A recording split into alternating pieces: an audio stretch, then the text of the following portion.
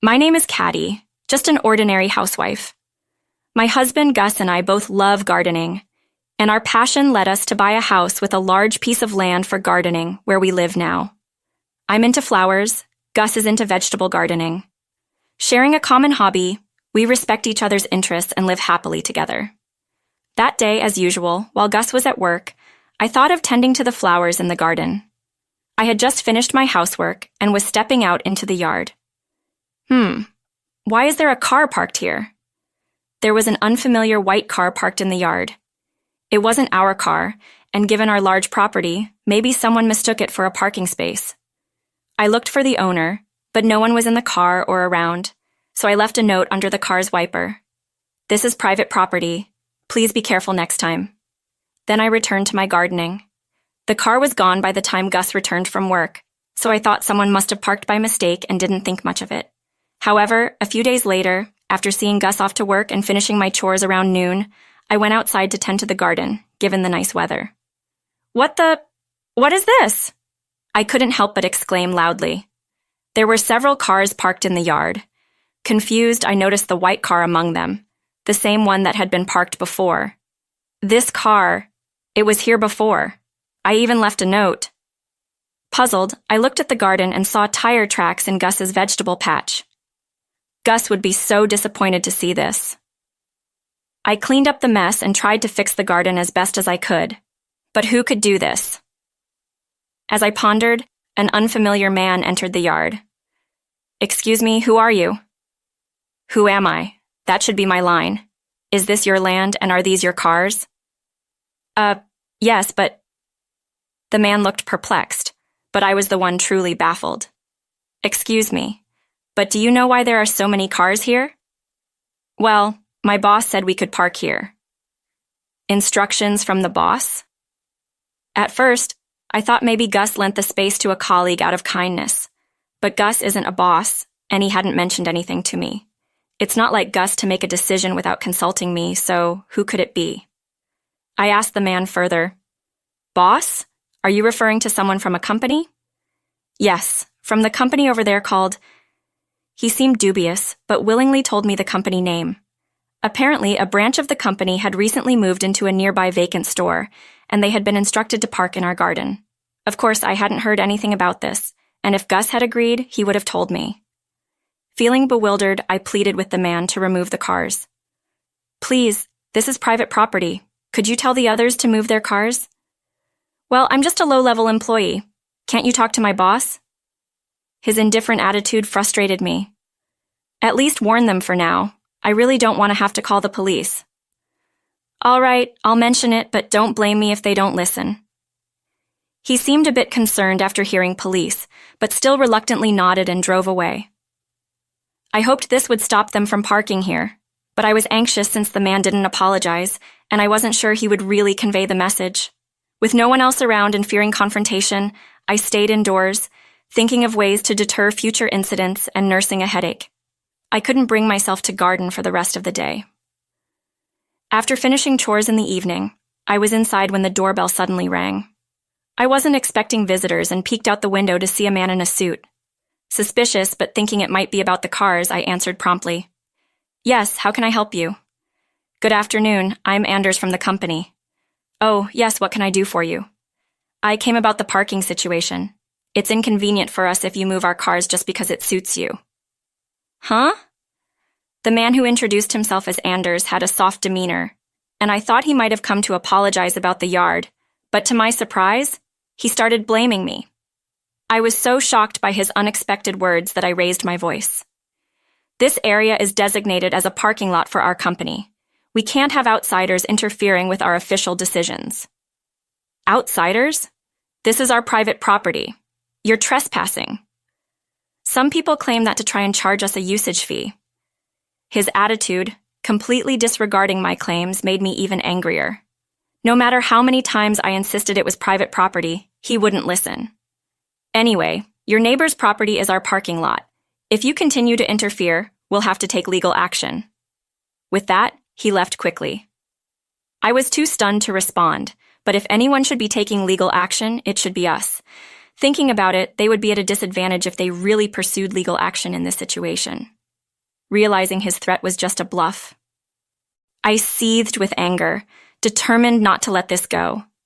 By the time Guess came home from work, all the cars were gone, but I promptly told him about what had been happening that evening. Today, there were lots of unknown cars parked in our garden. Really? I didn't see any this morning. Yeah, I don't know when they parked, but an employee from the company came in the evening. He said this land is their parking lot and told me not to interfere. What?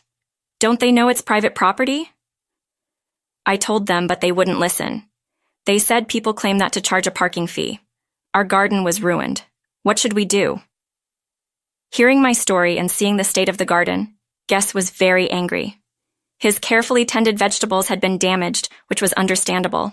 However, pursuing legal action would be time-consuming and costly. We couldn't just move the cars ourselves, as that would be illegal. For now, we decided to see what they would do next and place a sign in the garden asserting it was private property and warning of legal action and a substantial financial claim if trespassed. Guest set up the sign on his day off, but to put it simply, it had no effect. Cars were still parked in the yard, and the sign was moved aside as if it were an annoyance, carelessly thrown away. Some of my carefully tended flowers were trampled, and pots were knocked over. I couldn't properly maintain the garden with the cars in the way, but I tried to clean up what I could. Employees coming to get their cars would laugh at me from a distance.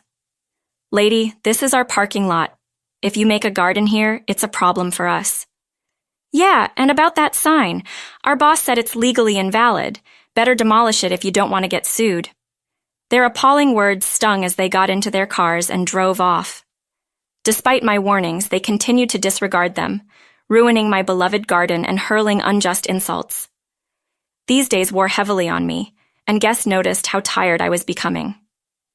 Caddy, maybe you should stop going out to the garden for a while. Neither your flowers nor my vegetables will matter until we resolve this situation. I had been visiting the garden daily, concerned about the flowers and Guess's vegetables, but I nodded tearfully at his words. As just a housewife, I felt powerless and burst into tears, but Guess encouraged me repeatedly. It's okay. You've taken care of the garden. Let me handle it from here. I have a plan. Saying this, he gently stroked my back reassuringly. Trusting Guess's words, I decided to leave the matter in his hands.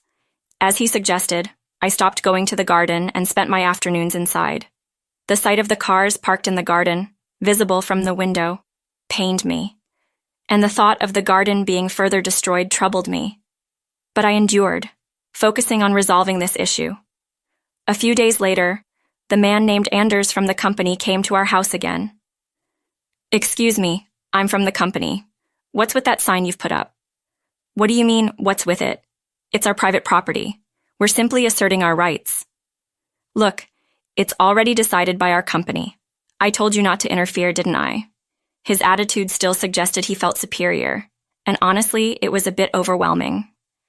I was at a loss for words against someone who wouldn't listen, but fortunately, Guess, who was off work, came out from the back and stepped up to the entrance. Oh, so you're from the company? Yes, I'm Anders. Are you her husband? Your wife is causing us trouble. This could lead to a lawsuit, you know. A lawsuit? Go ahead, but you'll be at a disadvantage. Anders, who had started blaming me and threatening a lawsuit, was firmly rebutted by Guess. Anders seemed momentarily lost for words, but he maintained his assertive stance. Our lawyers are excellent. Don't be mistaken. You're going to lose. Oh, really? Would you care to elaborate on that? That's confidential. You should just give up. Anders remained arrogant, showing no signs of backing down. Guess sighed deeply, seemingly fed up. Then we'll have to sue you. What you're doing is clear trespassing. We'll be claiming damages. Proof that this is your land? I didn't expect someone from your company to be this foolish. Huh? Anders, who had been smirking, thinking there was no proof, suddenly looked displeased when his company and he were criticized. He raised his voice and scowled unhappily. More insults? You should just give up. Guess replied to Anders, who seemed to think he had gained an advantage. Insults? I'm just stating facts. I can't show proof right now, but it's easily obtainable. To not know that is just foolish. Anders was taken aback by Guess's firm stance, still keeping his scowl. Guess continued. Anders, remember that our company might need your services someday. Your company is a subcontractor for us, right? What? Didn't know your company works under mine? Hearing this, Anders turned pale. Indeed, Guess ran a sizable company and had the power to choose contractors. Realizing this, Anders's attitude changed, and he fell silent. But after this, I might reconsider our contract with your company. The quality of your products has been poor, and I only continued the contract out of respect for the previous CEO. Anders seemed to sense trouble and became more submissive. I'm sorry, it seems we misunderstood. We'll drop the lawsuit and move the cars right away. No, it's fine. You must be struggling to find parking. You can park at our place. Guess's words seemed considerate, but they were laced with sarcasm, far from his true feelings. The man, realizing the situation, stayed pale and repeatedly apologized, saying words of sorry he had never uttered before. I cannot let this slide. I'll have all the cars moved immediately, so please don't worry about it. Soon you won't be coming to that company anymore. It's just a matter of patience, Guess said with a cheerful smile, and the man apologized several times before getting into his car and driving away. Then several male employees followed suit, entering the cars lined up in the yard and driving off one by one. It seemed Anders had finally given the instruction. Since then, cars stopped parking in our garden, but Guess wasn't planning to let this go. Later, a meeting was held at our house with the president of the company and Anders. Thank you for coming. I wanted to discuss the trouble we had with your employee Anders. I'm so sorry. We will certainly hold him accountable. The president of the company, being a subcontractor to Guess's company and at risk of losing business, was entirely apologetic and showed no sign of defiance. It turns out the president hadn't been informed about the parking issue. It was Anders's unilateral decision. Now the head of a new branch, Anders, pale as if he might collapse at any moment, apologized repeatedly like the president. It's unfortunate, but we have to consider the illegal occupation of my land, the destruction of plants and pots, and the threats of a lawsuit. It's difficult to continue relations under these circumstances. I'm truly sorry. We'll definitely hold Anders accountable. Please, just don't cancel our contract. It's not just about accountability. Even if it hasn't harmed our company, can you expect us to trust you after such serious criminal behavior? Guess firmly rejected the repeated apologies, expressing a resolute refusal to forgive. Eventually, it was decided to terminate the contract with the company and settle without a lawsuit. But Guess demanded as much compensation as possible. Anders was, of course, dismissed, and many of his subordinates, influenced by him or displaying poor work attitudes, were suspended.